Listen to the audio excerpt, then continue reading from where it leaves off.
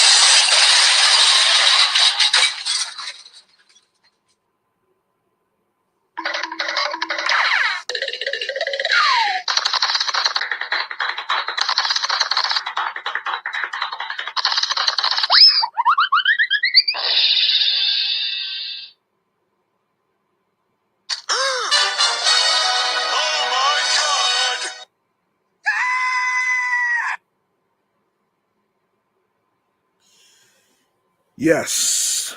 Um yes.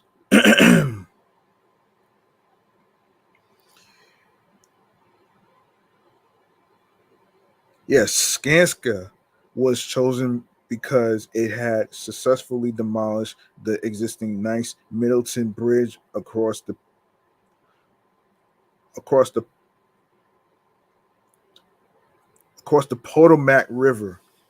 According to state records, the company was considered qualified and equipped to perform similar operations that were needed expeditiously, not to be confused with Ti's podcast.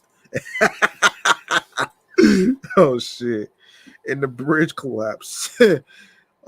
Marshall Brown, speaking on behalf of the Laborers Employers Cooperation and Education Trust in the Mid Atlantic region, spoke against the contract at a Board of Public Works meeting on Wednesday. He said Maryland had time to consider numerous available contractors that could have been mobilized do mobilized to mobilized to do the work. Excuse me. He said the emergency no bid contract went against a state procurement process that is designed to be fair, competitive, and transparent. This no bid contract does not meet the standards, Brown said. For those reasons, we stand firmly against the approval of this contract. But Bruce Gartner, executive director of the Maryland Transportation Authority, said the state's engineers used their best professional judgment in an emergency and chose a company that already was doing work in the state. End quote. They were somebody that was available in the proximity and we had knowledge that they could follow state procurement law and be responsive to the situation at hand, said Gartner, who noted that the bridge collapse was one of the most significant emergencies we've ever had. Procuring the debris removal through competitive bidding would have delayed the removal by a minimum of 8 months, according to board documents. At the board meeting, Moore said much work remains to rebuild the bridge, which he described as crucial to Maryland's and the national's economy. We need to get it rebuilt, Moore said. The port of Baltimore is an essential artery for economic flow, economic activity across the country. And to put it simply, our focus on getting this done is not about nostalgia, it's about necessity.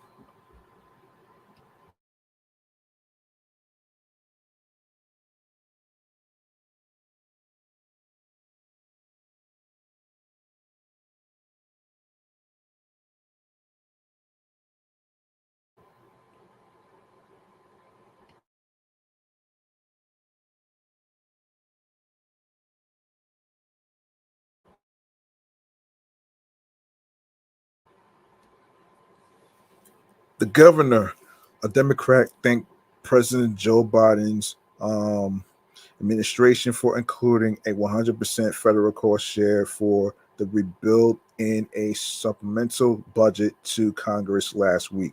Moore said he has been working to build a bipartisan coalition for the rebuild. Maryland has estimated the cost of a new bridge to be between 1.7 billion and 1.9 billion dollars.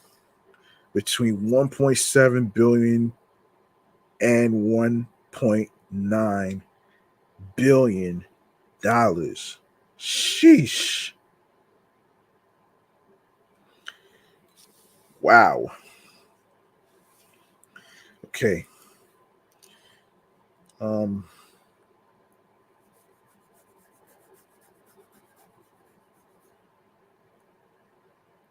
Um, hold on. Hold on 1 second, folks.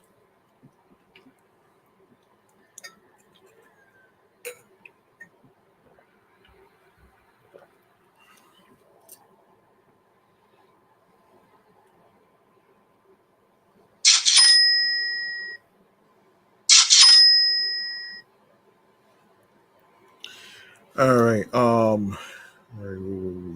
Yes. So, state plans to build a new span by the fall of 2028.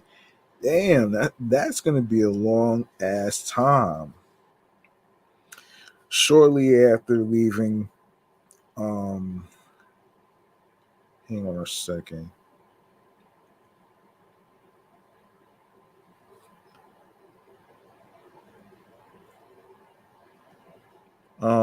Where were we? Yes, shortly after leaving the Port Authority of no, excuse me, the Port of Baltimore, early on March 26th, the cargo ship Dolly lost power and propulsion and crashed into one of the bridges supporting columns, causing its collapse and killing 6 construction workers. Damn, so 2028. All right, so 2025, 26, 27. Damn, that's gonna take like what 3 to 4 years. That shit sucks though, man. I feel for the people. I feel for the people in Baltimore that got killed in that accident. That shit is crazy.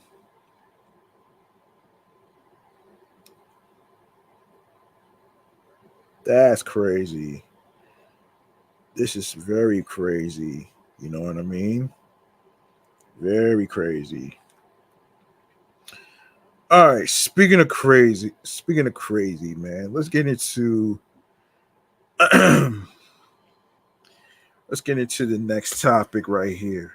Um, so the next topic we're going to be getting into has to do with Ja Rule.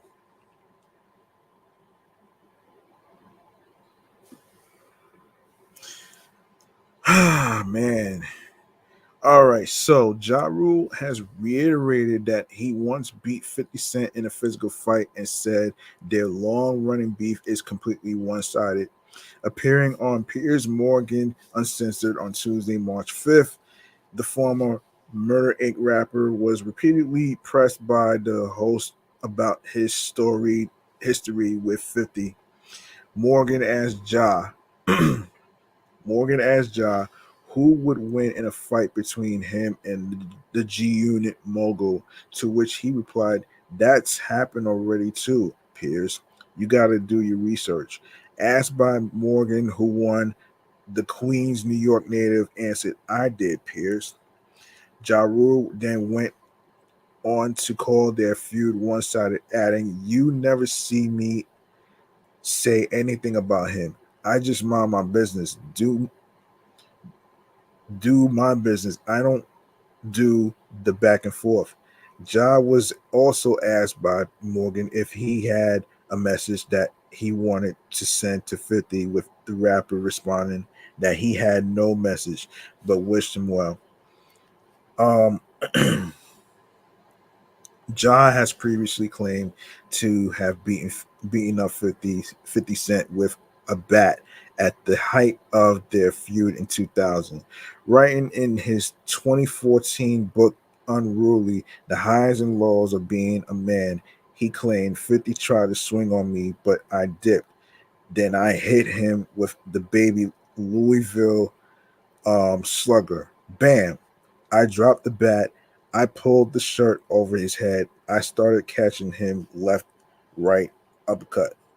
Ja also claimed he beat up 50 with a crutch he got from someone in his camp with a broken foot at the time. I hit him with the crutch, he continued. He proceeded to whip his ass. I was putting in my work. 50 was crutched in the corner.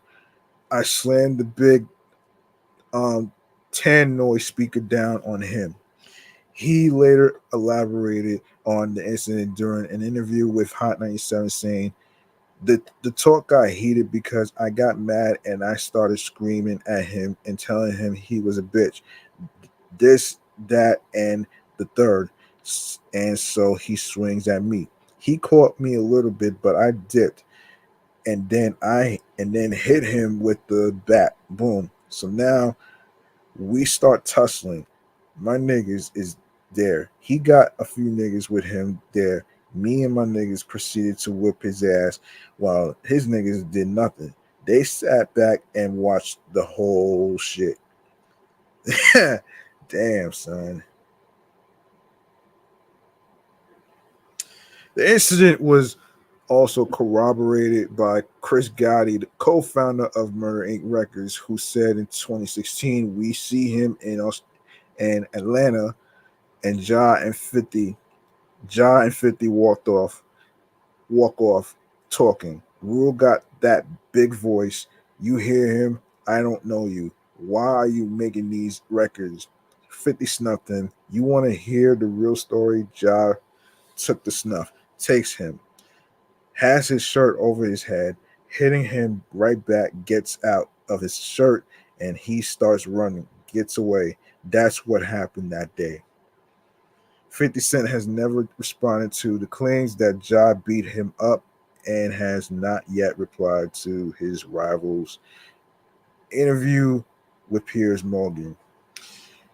Look, man, this is why I don't like, covering ground beef stories between two grown ass people. Okay, like this shit is so fucking crazy, man. Like do we really need another damn beef?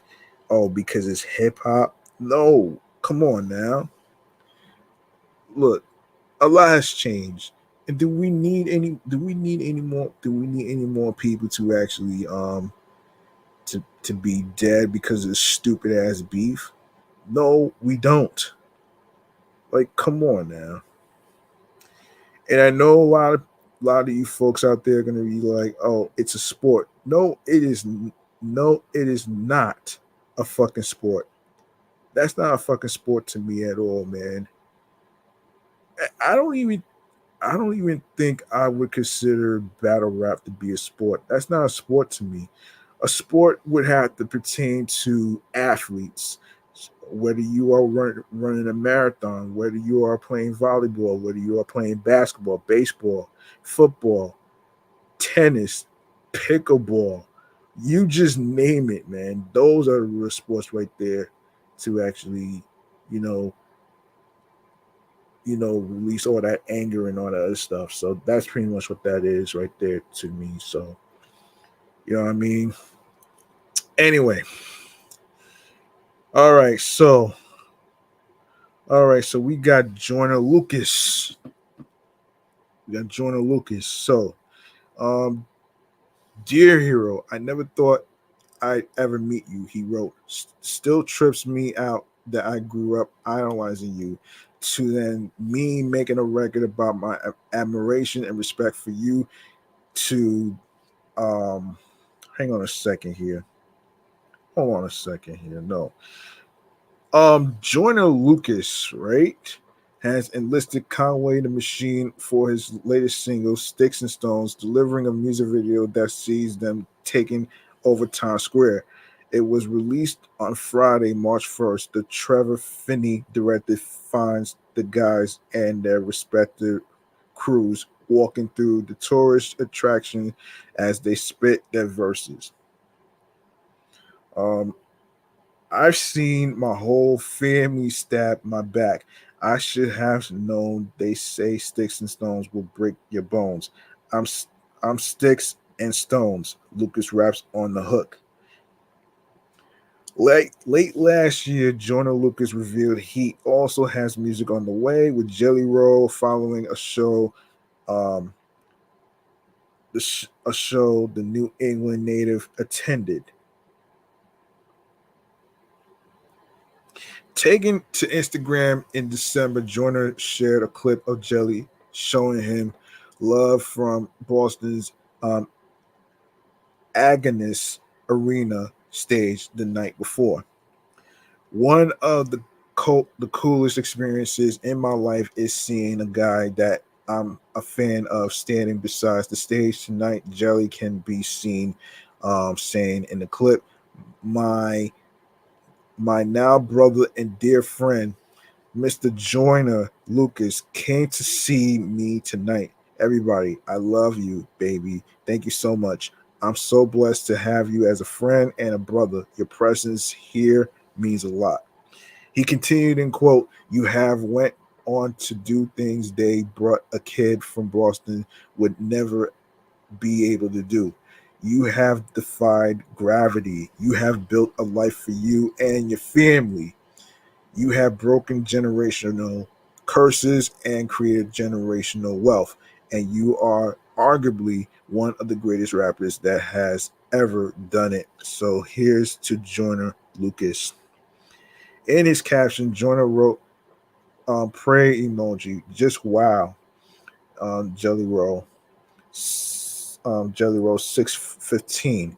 Almost made me cry, no cap. Thank you, my dear brother, for giving me flowers and for being such a good friend and human being. He finished the post with 2024, followed by music, rocket, and eyeball emojis, possibly alluding to a collab on its way from the pair.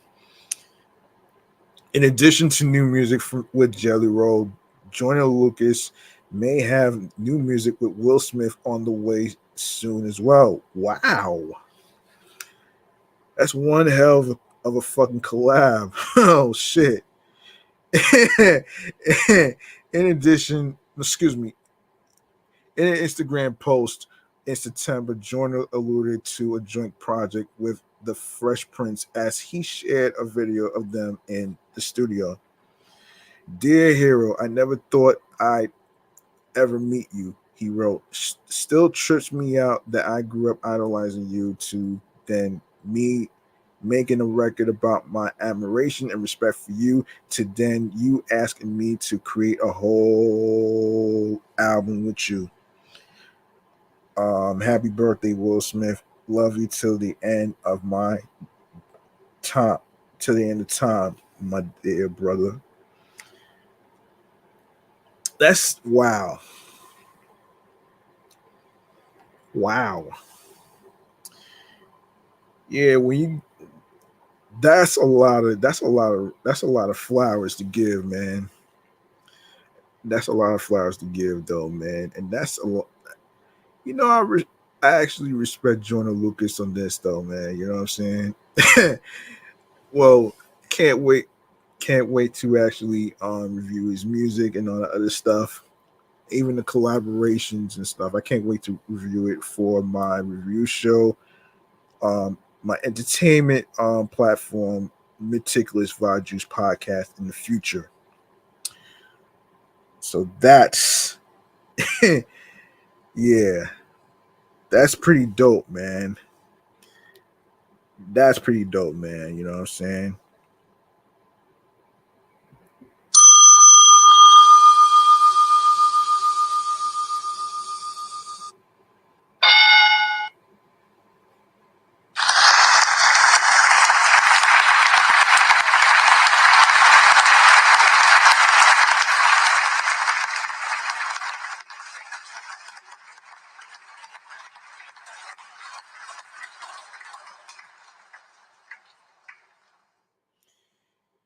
Yeah. All right. What else we have to talk about here? Hold on. Let me make sure I don't miss out on things. Okay. All right.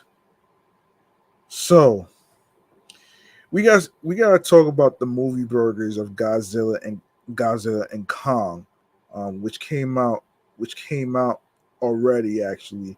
So let's go over how it did in the box office in a segment that I like to call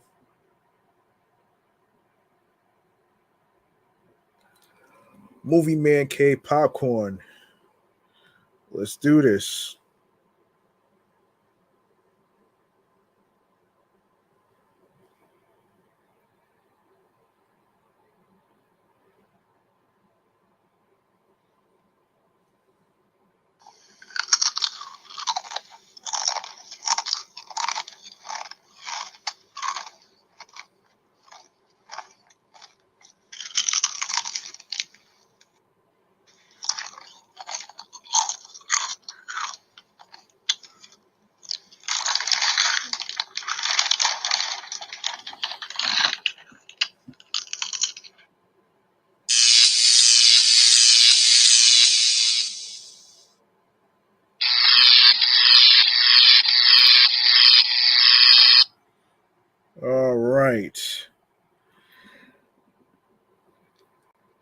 let's talk Godzilla and Kong for a sec, man.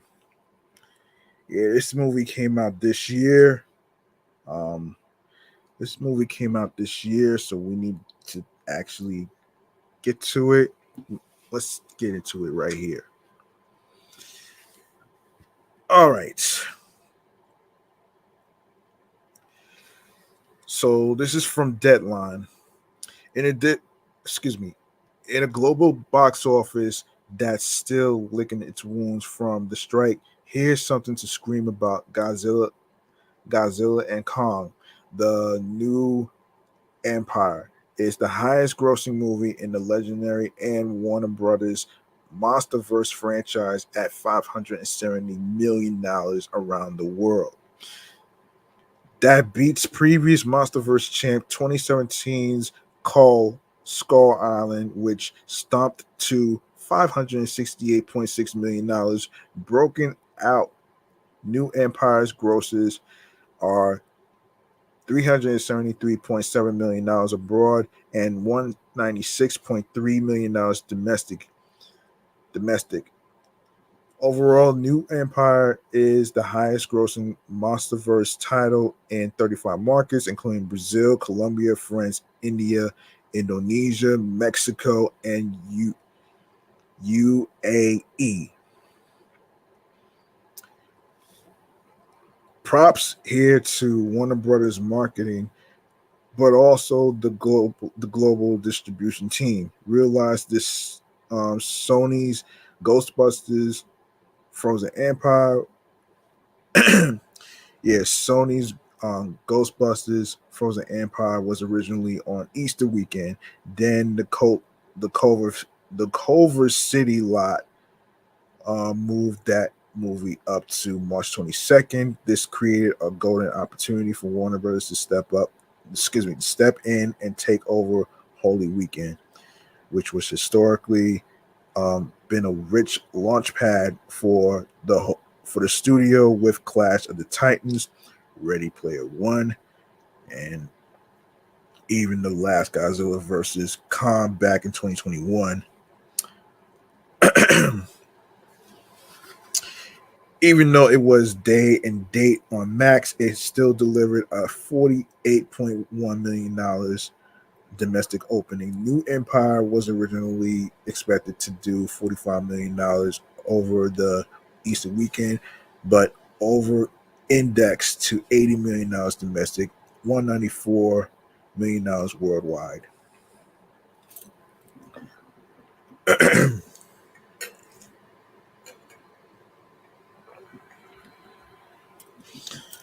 Um, Also, the Adam Wingard directed installment, his second after 2021's Godzilla vs. Kong, $470.1 million worldwide, is the second highest grossing Hollywood movie of 2024 to date after legendary and Warner Brothers Dune Part 2, $711.8 million. For anyone thinking movie going is dead, get it right. It just hinges on intriguing product, and this monster mash, even in its silent moments, was arguably a movie many had not even seen before in this genre, even in regards to its campiness. On the domestic side, 2014's Godzilla is still the highest grossing out of five movies. Um, um, Highest grossing, yeah. Yeah. Highest grossing out of five movies with $200.6 million. New Empire's Offshore Cume is the um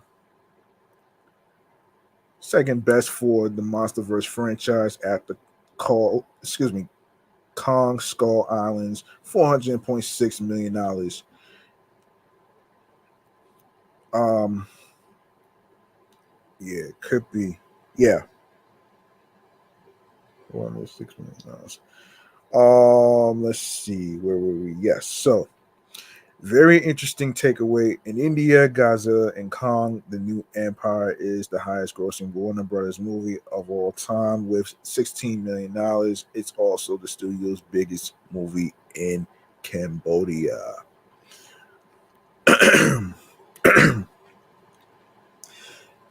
Monsters, even if they are from the US. Hang on a second. Even they are from the U. Even monsters, even if they are from the US, still work in China, a market post COVID, which hasn't been Hollywood friendly, not to mention local movies overpower Middle Kingdom marquees. New Empire minted $132.4 million there, making it the highest grossing offshore territory for the film. Out of the five movies, New Empire ranks fourth in China after Godzilla vs. Kong, $188.7 million, Cold Skull Island, $168.1 million, and Godzilla King of the Monsters, $135.4 million, unadjusted for the currency fluctuations and inflation. Other top grossing territories for New Empire include Mexico, $33.7 million, UK, $18.1 million, India, France, $12.4 million, Australia, $12.3 million, Japan, $10.8 million, Indonesia, $9.8 million, Brazil, $8.4 million, Taiwan, $7.7 million, Germany, $7.1 million, and Spain, $6.8 million. Of course, Godzilla and Kong: The New Empire cost a net of 130 $135 million is the budget before P&A. 75% funded by Legendary, with Warner Brothers covering 25. You can also see it on Max right now. And before I even go on to giving y'all some free game in my next segment, we need to talk about the fact that it's been featured in Carl's Jr.'s menu. We need to talk about that too, man. Um, and this is coming from the folks from Comic Book. Godzilla and Kong: The New Empire is on the horizon, and it won't be long until the movie drops. The blockbuster is slated to launch next month, which already happened. And in the lead up, it seems Carl's Jr. is getting involved. After all, the fast food chain has announced an upcoming menu centered around Godzilla and Kong: The New Empire. As you can see below, the Godzilla and Kong: The New Empire menu surface in Latin America. The Carl's Jr. collaboration will bring two new burgers to life, along with some special seasoned fries. So if you want to eat like a kaiju, well, this menu might do the trick. Movie burgers. So it's crazy. And shouts to a fellow YouTuber who I've been watching for years, actually, Chris from 3C Films. He he actually explained the the movie burgers of Carl's Jr. for the Godzilla and Kong movie. I'm like, soon as he said that the hamburger buns was like black, I had to take a look at the picture of myself, though, man. That's crazy, man. Who wants a cheeseburger that has a black bun on it? Oh, man. All right. I'm pretty sure some of y'all probably saw it on X and other websites and all the great stuff right there. And yeah, in the future, with any movie coming out, I will like to go over how the popcorn bucket looks. You know what I'm saying? Um,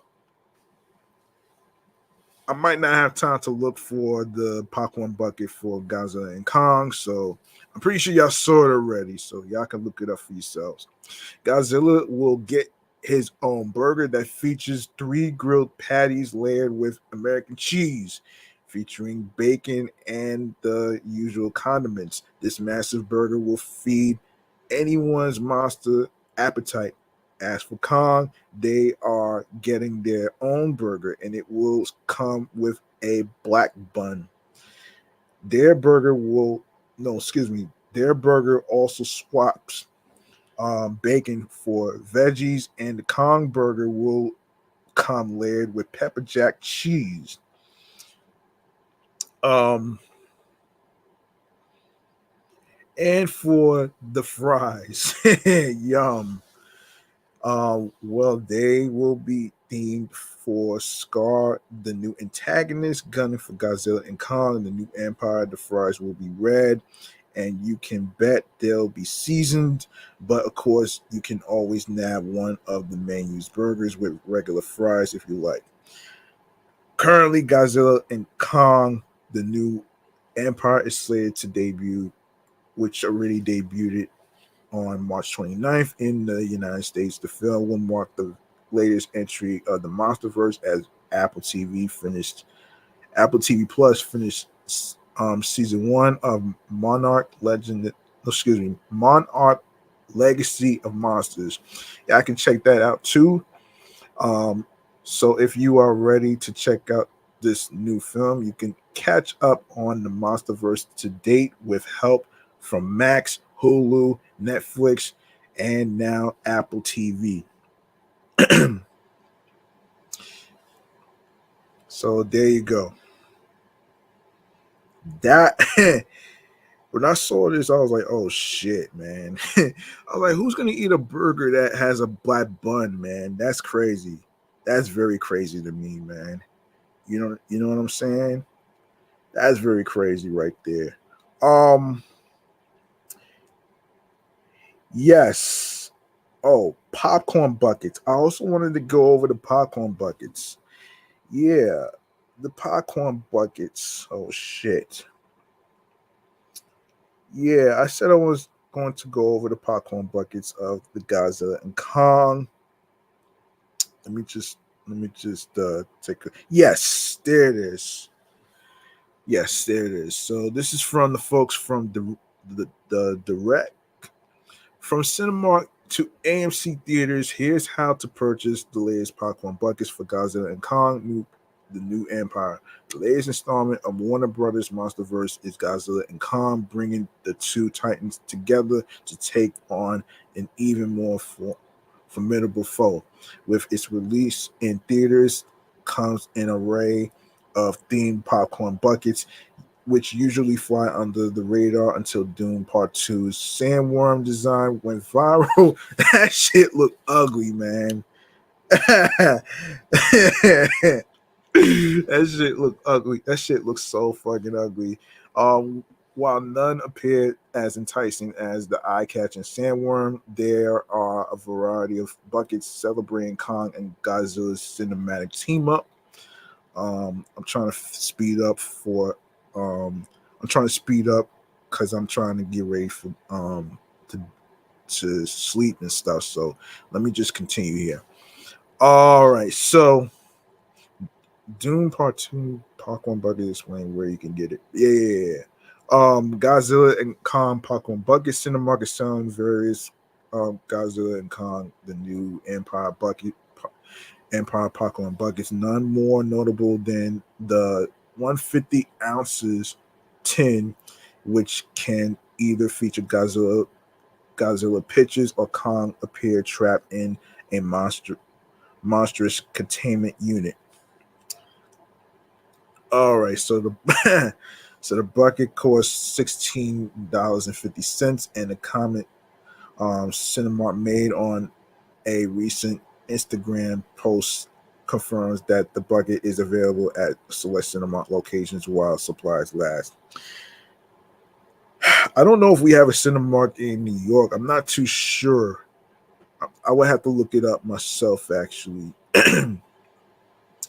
I'll have to look it up myself. Yeah, I would have to look it up myself. Um, yeah. All right.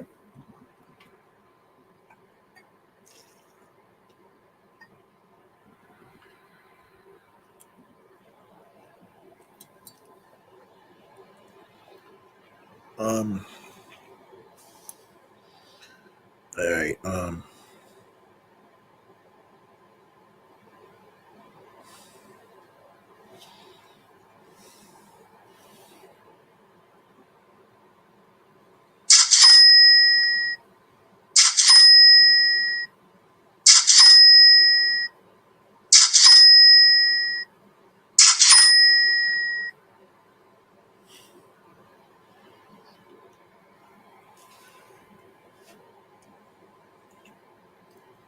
All right. Up next is the 130 ounces hexagonal tin with panel displaying the main characters Kong, Godzilla, Scar King, and Shimo, excuse me. The Godzilla and Kong bucket costs $15 and will also be sold in select cinema theaters while supplies last.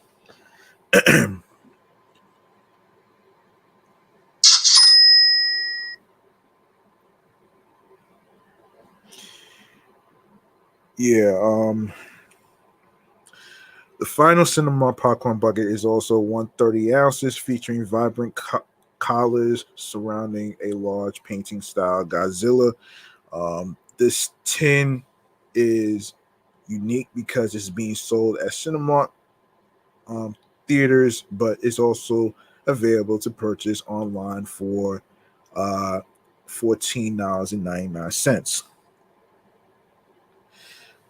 Following its Dune creation, AMC Theaters designed a less controversial popcorn bucket for Godzilla and Kong. This 360-ounce tin can can be split apart into two halves, 180 ounces each, displaying either Kong orange or Godzilla blue. AMC Theaters is selling these at select theaters and online. Yeah, I already. Yeah, so y'all kind of get an idea on what to expect because the next popcorn bucket and all that stuff will be um the Deadpool episode I will be talking about here. So um yeah, so that's that. Um let's see what else we need to talk about here. Yeah, I want to give oh, fun activities to do for the weekend. Yes. Fun activities to do for the weekend. Yes. Fun activities to do for the weekend. Yes. All right. My next segment that I am going to do is dedicated to some fun activities to do for the weekend that I am going to actually I'm actually gonna provide for y'all. Um so here it is. Here it is. One of my favorite segments. One of my favorite segments. Hang on a second. Remains to be seen. Let's do this. Remains to be seen, kid. Get it? Remains to be seen. I got a question for you folks at home. Are y'all looking for some fun activities to do for the weekend? I got y'all with a couple of spots. All right. What we're gonna start off with is we're gonna start off with the folks in I need to start off with the folks in LA. Hang on a second. As a matter of fact, yeah, let's start off with the folks in LA because I always forget actually. I always forget. Um yeah, so let's start off with LA, man. I'm gonna start off with LA and a couple of things. Hold on.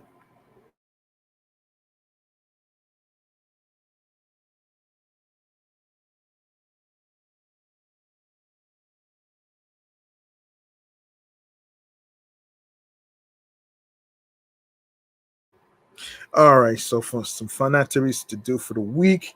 All right, so let's get into it right here. So we have um we have off the 405 hilltop sunset views and rising bands combine to make this Getty tradition a worthy destination for um let's see for Angelinos on both sides of the 405. This year's lineup of free Saturday night shows wraps up with Woods. Tip: avoid the traffic and crowds and arrive early, preferably after 3 p.m. when the parking price drops to $15. And no, it's 10 and though it's $10 if you wait until the show starts. You'll get to visit the exhibits, um, which stay open until 8 p.m. on Saturdays, and beat the dinner what the dinner rush. Excuse me, sorry. Um, and Olivia Rodrigo. All right, so a little bit piano ballad, a little bit pop punk. The driver's license singer hits the road in support of Guts, the follow up to her smash album Sour, with 4 nights at the Forum and 2 at the Intuit Dome. Don't forget to get your tickets over there. Um, of course, and we got the natural world of Studio Ghibli. The four screens a trio of nature inspired Hayao Miyazaki films at its open air theater, including Princess Mono, Mononoke, Spirited Away, and not and Nausicaa of the Valley of the Wind. All right, and also we have the Beetlejuice, the Afterlife Experience, based on the sequel to the movie that's coming out in September. Mark your calendars. I know y'all saw the trailer and all that other stuff, but here's more. Fans of Tim Burton will not want to miss this one. Warner Brothers and and Fever have teamed up to launch Beetlejuice, the Afterlife Experience, a new immersive activation set to debut on August 23rd, which is a Friday, in celebration of the September release of the much anticipated sequel to the iconic 1988 horror comedy. The 70-minute experience, which is billed as appropriate for all ages, will take over Suite 201 of Ovation Hollywood. Let's see. Let's see. Trying to look for some other fun activities that's not so boring. Uh, yeah, 626 Night Market. Yes. The Midnight Snacker's greatest fantasy is just a car ride away. One of the one of America's largest Asian food markets spans the course of Santa Anita Park's front paddock gardens during the summer. Come hungry and come caffeinated. This lively market, complete with over 250 Asian street food and booze peddlers, live music, artists, games, and beyond, won't put itself to bed until nearly midnight. And Black Restaurant Week from starting Friday, um, August 23rd to September 1st. Support under the radar black owned restaurants with Black Restaurant Weeks return to Los Angeles.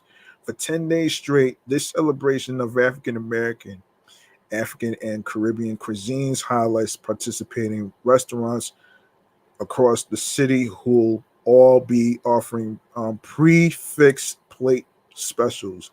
Yummy.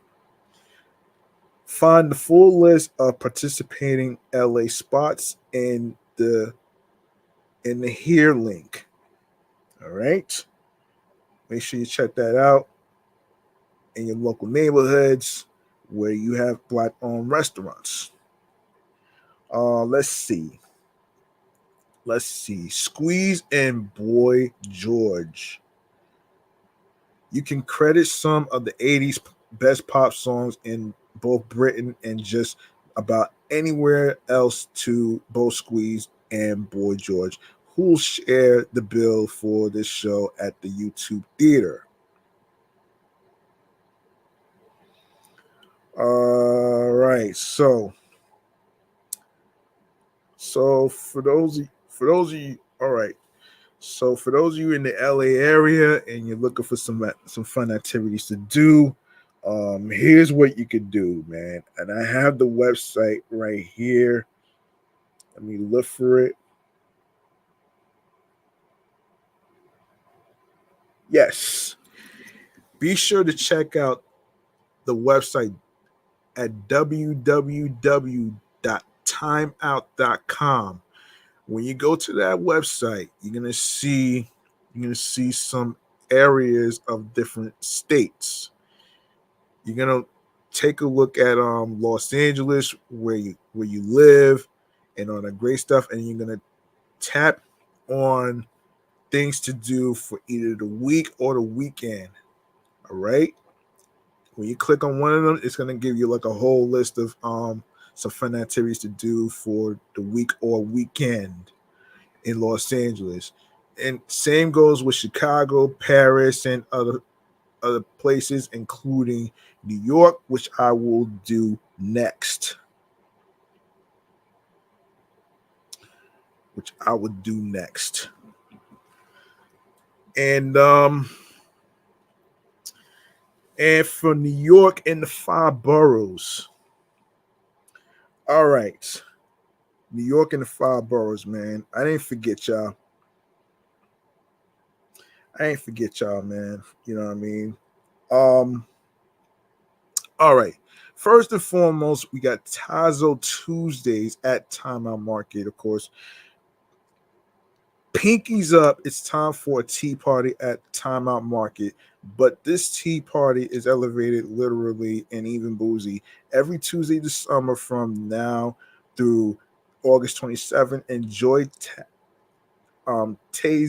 Tazo Tuesdays at Timeout Market with delicious cocktails and non-alcoholic beverages at the bar. Sip on Tazo tea-based cocktails and mocktails, plus taste various Tazo teas at Timeout Market, New York. Now, not sure what a mocktail is, but I'll look it up later. And y'all can look it up for yourselves too.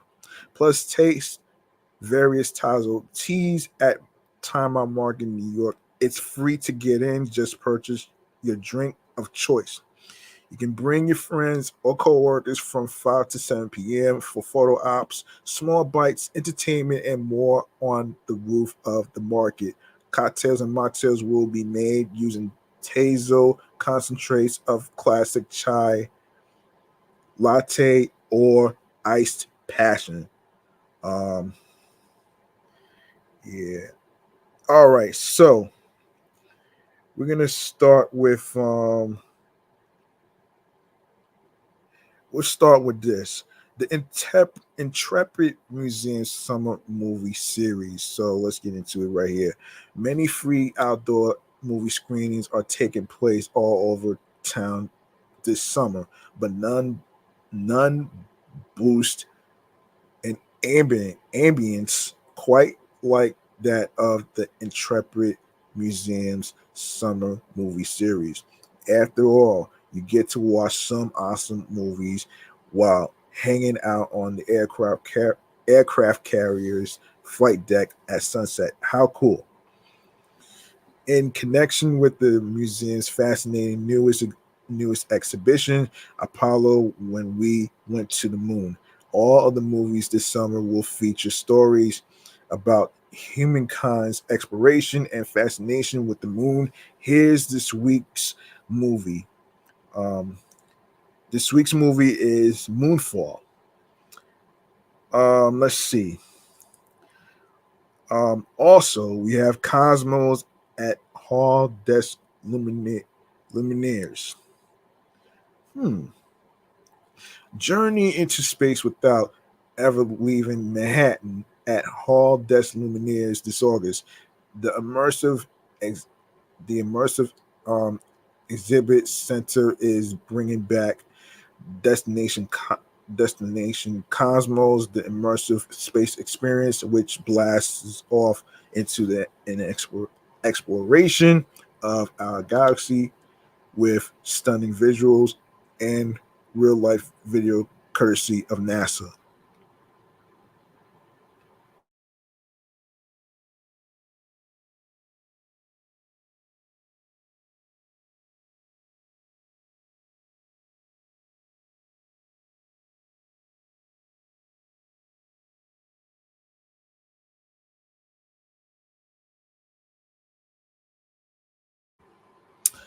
Um, where okay.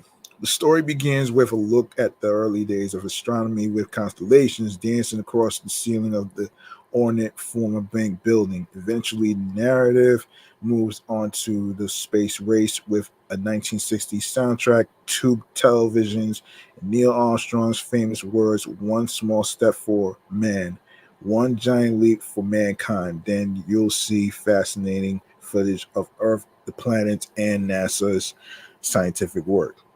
So the exhibit ran in spring 2023. See it at Hall des Luminaires, located at 49 Chambers Street from August 21st to the 25th. Ticket prices start at $30 for adults and $17 for youth ages 5 through 16. Children under the age of 5 are free.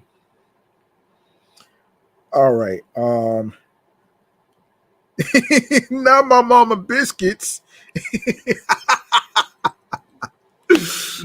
Oh man. Oh man, my mama biscuits presents house party. I know y'all heard that phrase from the Martin TV show over the years anyway. Um, but this is not that though.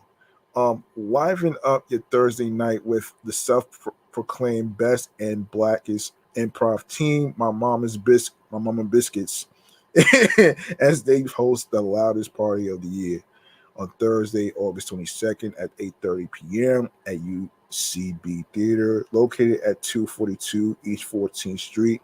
Funny folks like Janelle Allen, Justin Catchins, AJ Dunk, um, Marielle Grulon, Jessica Henderson, Elliot Kelly, Aaron LaRoche, and Mike Poole will interview a random audience member about a memorable party they've attended in the past and then completely recreate the ruckus bash live on stage. Expect drama, as organizers say, because as you know, wherever there are biscuits, there's tea to be spilled. And for you tennis fanatics, there is a US Open Fan Week. Okay, so although folks from around the world know about the US Open, not many are aware of the fact that the event's Fan Week, which usually takes place a few days before the tournament's official kickoff, actually offers a wider and cheaper roster of things to do related to the competition. This year, US Open Fan Week runs from August 19th through the 25th. In case you didn't know, it started on August 19th. So you might want to hurry up. Yeah, August 19th through the 25th, offering everyone free grounds admissions ahead of the August 26th main draw. So you can browse through the full list of events right here. Um, when you see the word here highlighted, you want to click on there, and it's going to give you a whole list of things, including tournaments, parties, and more. All right, all you hungry people out there who are a fan of lobsters, there's a lobster bash at the Fulton. To say goodbye to a summer well spent, one of New York's top waterfront restaurants is hosting a lobster bash led by one of the city's finest. All right, so one, yeah, yeah, that's today. Yeah, on August 21st, Gene George's Von Rickman is hosting an all-out lobster bash at the Fulton by Gene George's. In true Gene George's fashion, the party will feature lobster cooked up five different ways, from the classic lobster rolls to longevity noodles. But the dish we are most excited for, um, the lobster claw cocktail topped with a huge chunk of, you guessed it, lobster. No, we're not doing that one. We're not doing that next one. Let me see. Okay, Chic a Pole in It, Reggaeton Edition. You won't believe how seamlessly good comedy can work with pole dancing. You can read about it here. While stellar stand-ups deliver sets, pro dancers give the crowd something to stare at. Think of it as a full brain experience. Comics Dan Goodman, Joanna Ross, and special guests will welcome talented pole dancers and comedians from across NYC. Each show features a different musical theme, and each one is full of surprises. This month's theme on August 23rd, which is Friday and Saturday coming up, focuses on NYC's iconic summer music reggaeton. As the event organizers say, if you don't see shows like this, why are you even paying the NYC rents? That's pretty cool. That's pretty cool, right? That's pretty cool. Let's see. Let me see. Let me see. Let me see. Let me see. Is there anything else that I want to actually mention? Oh, wait. Wait a minute here. I forgot. Oh, wait. Let me take a look at something. If I included, oh shit.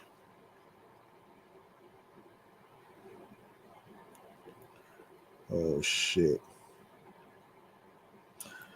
Um, hold on, folks. So yeah, so yeah. Um, for anybody in the New York areas, like the five boroughs in Long Island, Same with LA and other spots. You can check out this website right here, www.timeout.com. So you can check out some fun activities for you to do in your neck of the woods of where you live. All that great stuff right there, so you won't be bored. All right. Um, I do have a couple of things that I saved on Instagram that I want to actually highlight here. Um, I want to highlight here actually. Um, there's a couple of things that I want to actually get to. Um,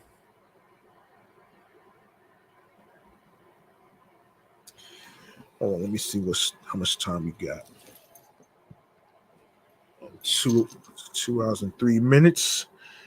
I think I'll be able to pull this off. Hold on a second. All right. All right. So there is an event that's going down on August 24th, which it starts it starts from 4 p.m. to 8 p.m., which is a Saturday coming up. It is the Goon Gear and Tall Truck Skate Jam. All right. So there's gonna be some live music by Pleasant Boys, um, Ying OHM, and of course, favorite New Yorker, and also a musician, including a recently DJ, may I add. Miranda Wrights is gonna be there. Fly Walker is gonna be there. D French, J Main, Nino KM, and DJ Funky Dope is going to be there as well. So, if you'd like to check it out, let me see. Wait a second here. Google Gear. Is there a way you can actually? Is there a way you can actually? I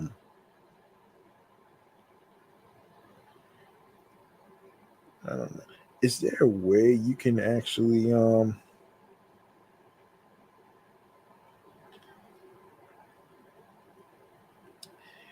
Yes. So let me see. There's also going to be some yeah, there's gonna be some it's gonna be a contest where you can win some cash prizes. Um yeah, a ton of awesome prizes for one, two, three, first, second, and third place winners going to an amazing time. The after party would be at 101 Wilson Bar. Um, big sn- big snow ass session the next day at 12 p.m. Oh, that's the hold on. Wait. 12 p.m. 12 p.m. Within the flyer, Earth to Ainsley with the Firefly. Hit her up for some graphic work, but make sure you follow that. Um, make sure you follow make sure you follow her. Make sure you follow Miranda Rights and a music journey and other activities. And I'm trying to figure out if there's a if you have to do like a tick. I gotta figure out if there's some tickets so you guys can actually check it out though. Hold on a second. Hold on a second, folks.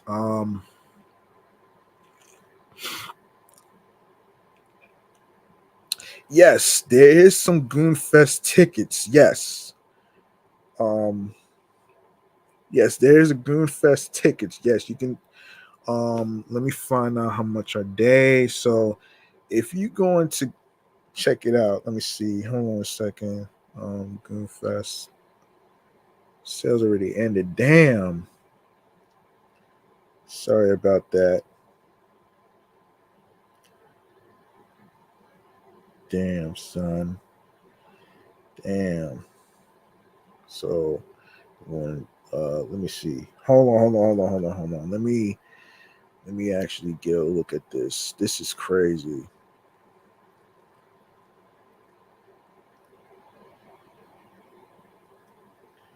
Oh, the sale already ended. Damn. Shit. My apologies about that though, man. There's also some more. Let me see something. There's something else that I saved as an event though that I want y'all to actually check out too. I'm trying to look for it. Let me see. Let me see. I'm trying to look for it though. Trying to look for this shit too.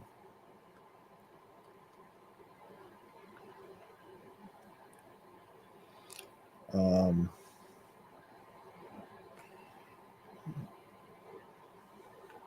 Hold on a sec.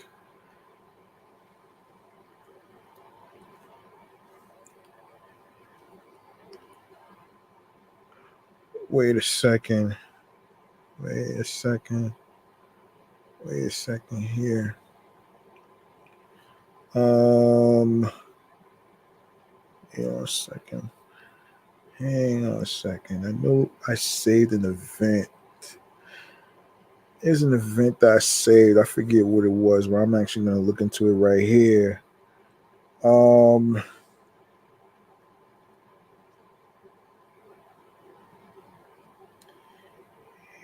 yeah. All right. So, there's an event that's going down in Ravenswood.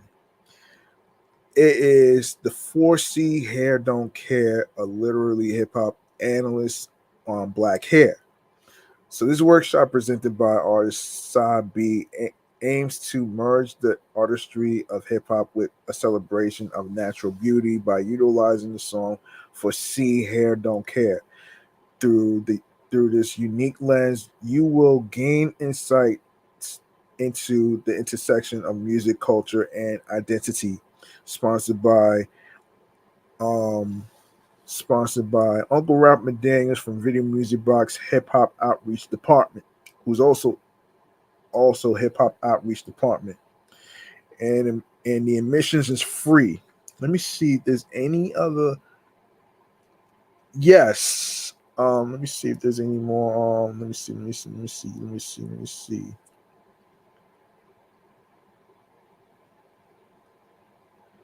Um, Let me see if there's any other. If there's any other. Oh my goodness. If there's any other fun activities I forgot to mention. I'm about to look for it right now, actually. Um,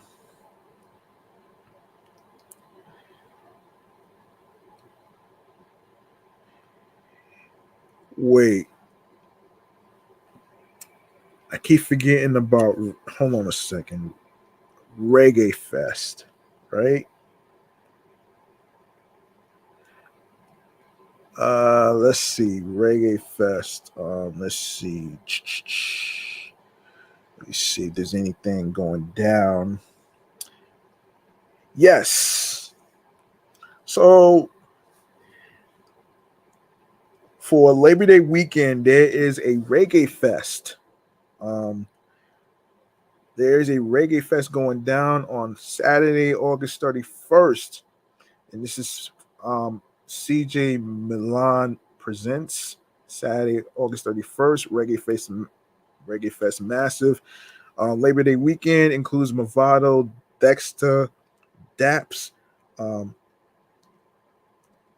Idanya, Ding Dong, Elephant Man, Mr. Vegas, Vanessa Bling, Wayne Wonder, TOK, and Serrani. You can go to reggaefest.com, which is going to take place at the Barclays Center. All right. All right. Um, let me see. Before I even forget. Before I forget. Before I forget. I forgot to mention. I didn't get a chance to add this, but there is. Hold on a second. Uh, all right. All right. All right.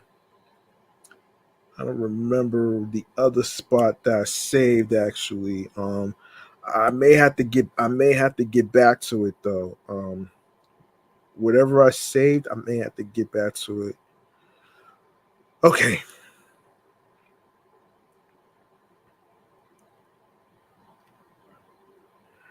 Um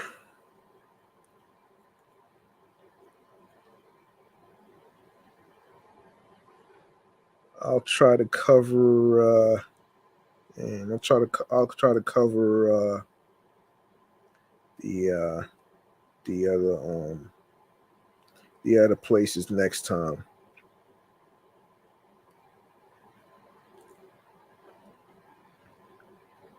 All right.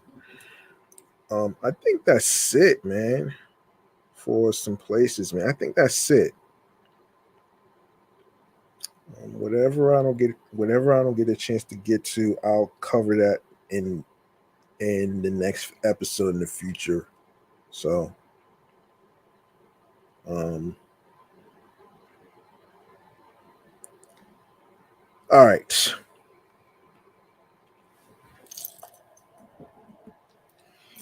Yeah, I think that's gonna have to. I'm gonna have to get back to it some other time. I'll get back to it some other time. All right. Next segment.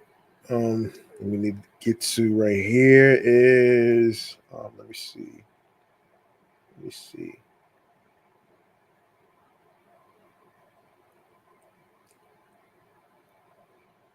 Hang on a minute.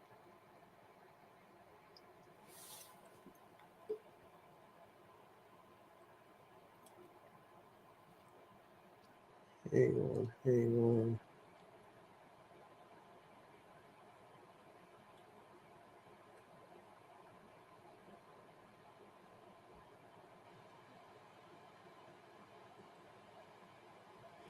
Yes. Next segment is. Hold on a second here, man.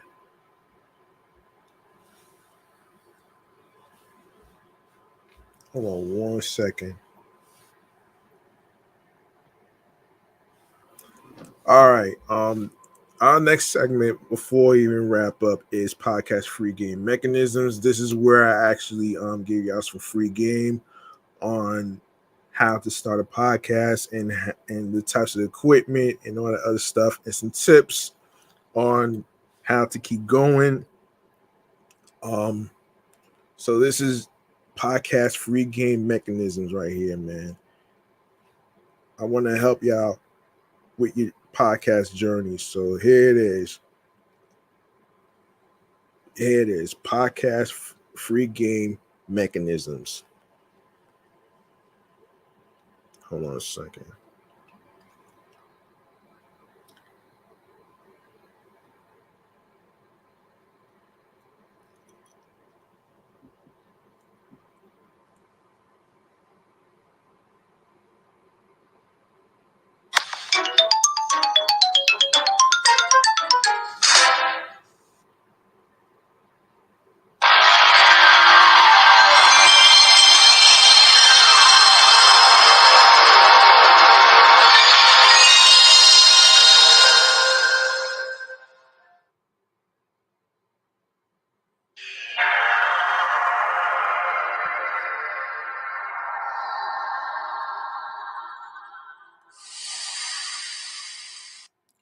All right.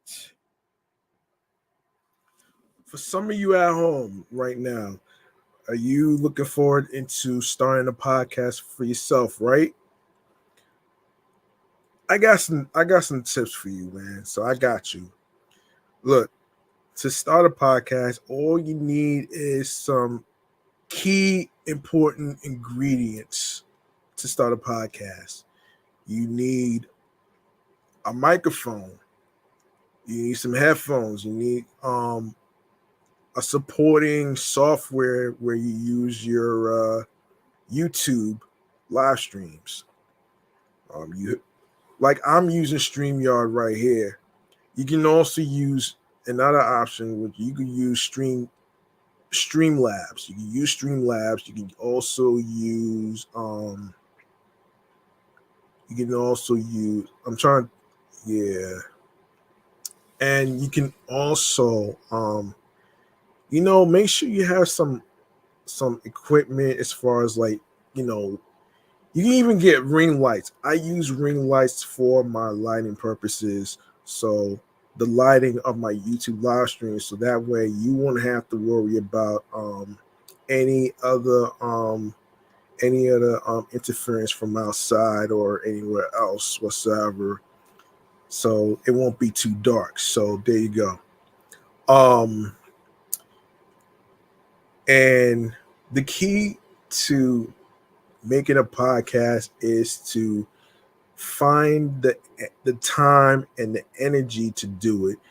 Be confident in what you love to do creatively, mentally, physically, and spiritually. All right. And you want to ask yourself this question: are you doing it on a consistency basis with confidence, doing what you love, or are you doing it for the moment of monetization for money? Because if you're doing this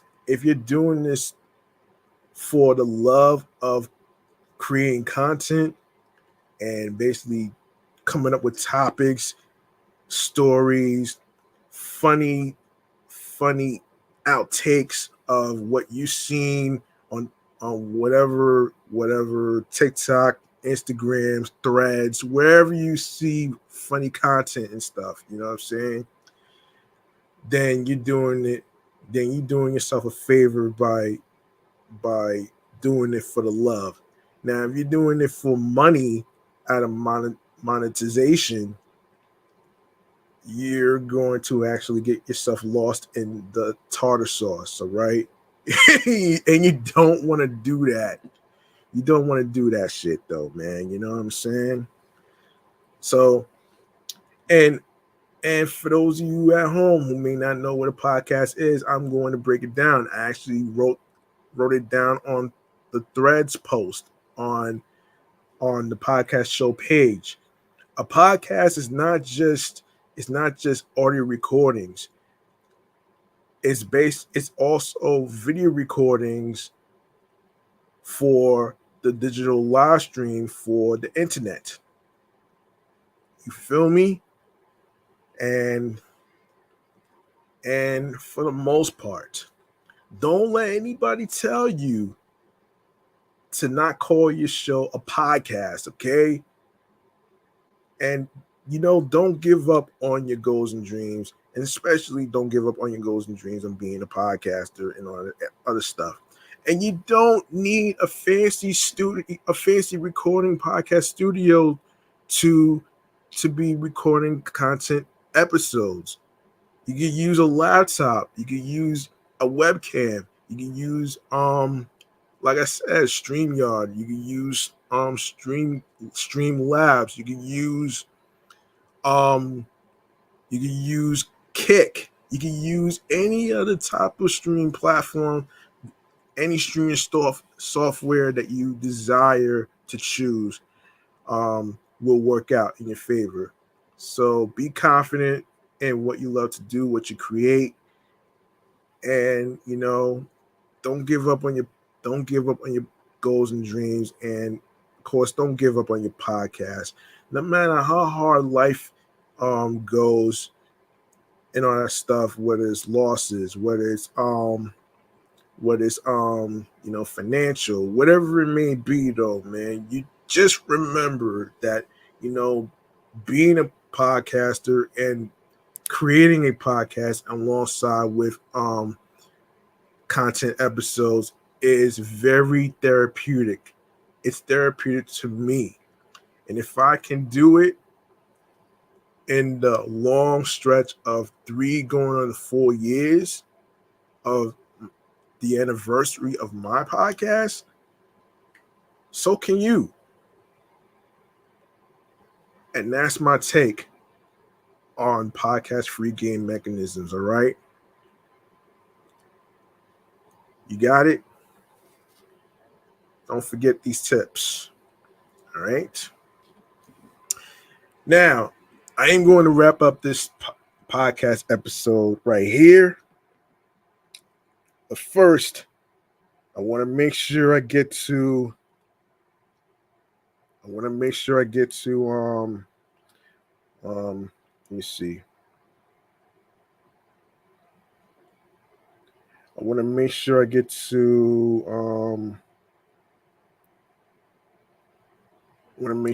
to stream choices on the go. All right. This is where I actually mentioned to you folks at home where you can actually follow the podcast, where to listen, and all that other great stuff right there. So let's get into it right here. Stream choices on the go. Here we go.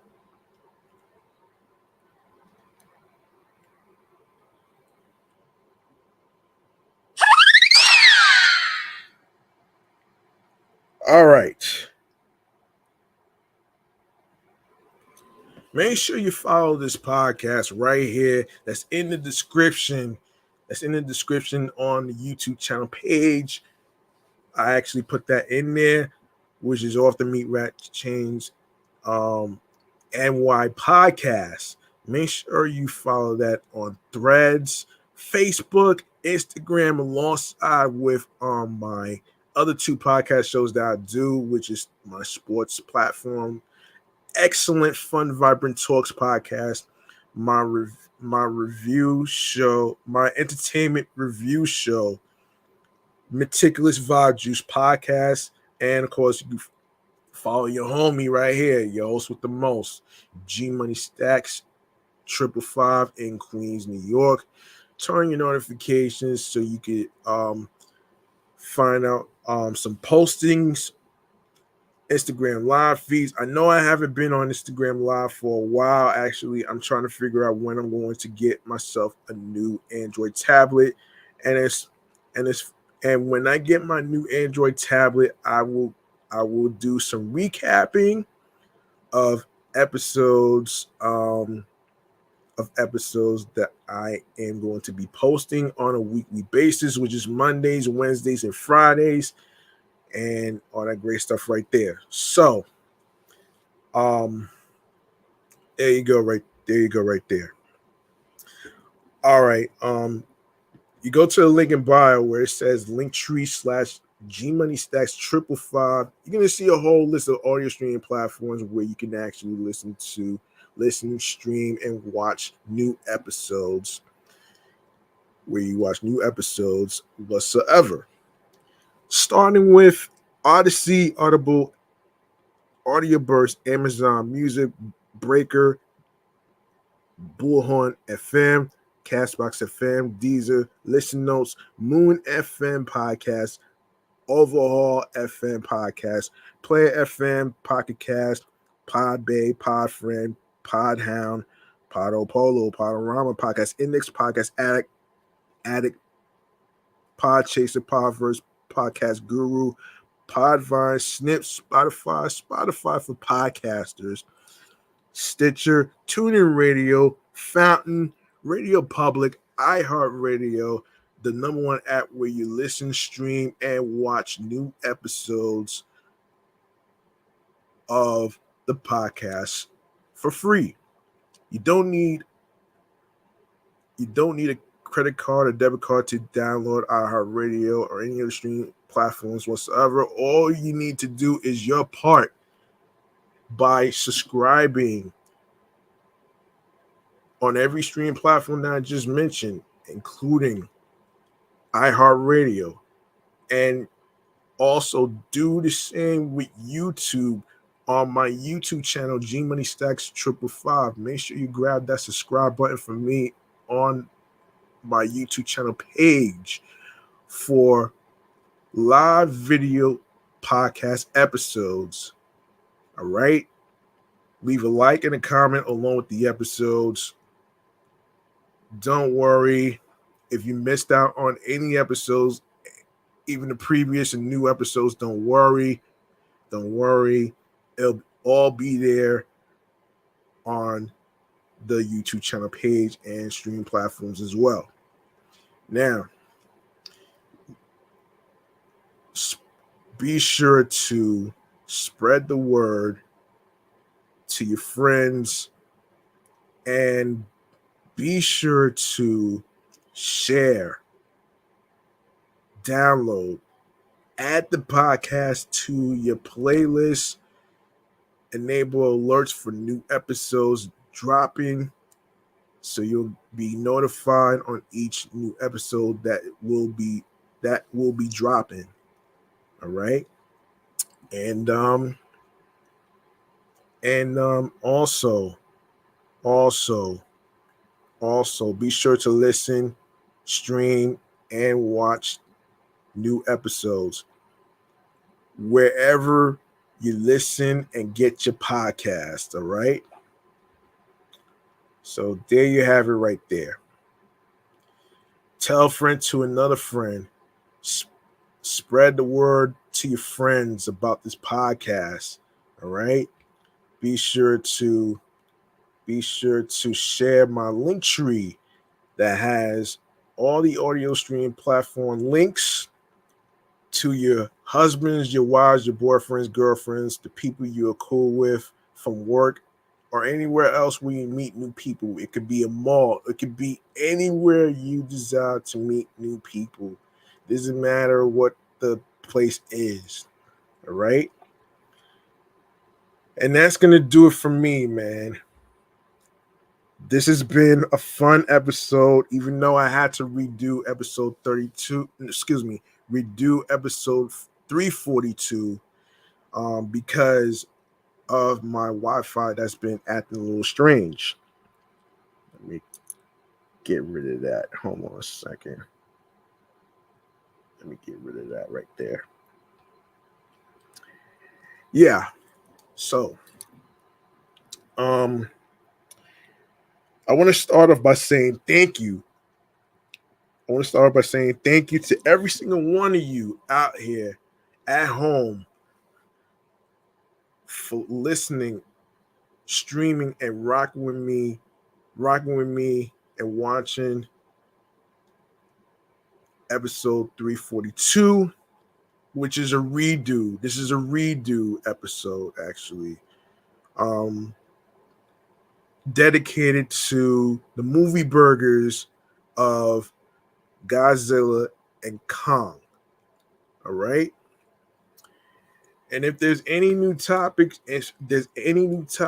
or anything like that you want me to talk about, whether it's related to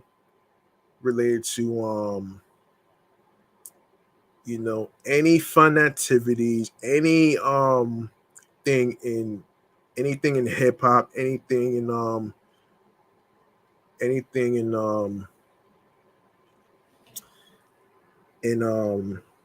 entertainment, anything about mass transit with the MTA NYCT Transit. I am going to cover everything in the mass transit department. You know what I'm saying? And listen, remember, the grind doesn't stop. Hard work pays off. If you want something, you have to work hard because it's not going to be given to you on a fucking silver platter. All right. So remember, your journey and path, there is no manual or guidebook when it comes to your journey and your path to, creating a podcast, creating a radio show, whatever it may be, man. whatever it may be in your career field of choice. And like I said, whatever places that I didn't get a chance to cover, like Angela Yee Day, whatever it may be, I will touch on that in the future episode. I will touch on that. All right. I will touch on that. And also find your niche. Do something that makes you happy. Don't worry about being a people pleaser. The only person you gotta please is yourself. Right? Find something that clicks to you, that makes sense. Follow your heart. Follow your heart creatively, mentally, physically, and spiritually. That gets you into your zone alongside with tunnel vision. All right. So that's gonna do it for me, man. That's gonna do it for me. It's your man G Money Stacks, aka the Gregonator. And thank you for listening to Off the Meat Rat Chainz New York Avenue podcast. We're approaching the 4th anniversary, and I am proud of myself for keeping going on the confidence level and more new topics to come. Don't worry, I got y'all, and everything else in between. So, and I will be premiering a new segment in regards to tech and in regards to rumor alerts in the air. All right. I don't know when exactly, but I will see y'all next. I will see y'all next time, man. Stay liquid, stay hydrated, drink your Gatorade alongside with electrolytes. Be safe. Take care. Take it easy. Enjoy the rest of your week. And of course, have yourselves a good night. Good night, everybody. And don't do anything I want to do. Peace out.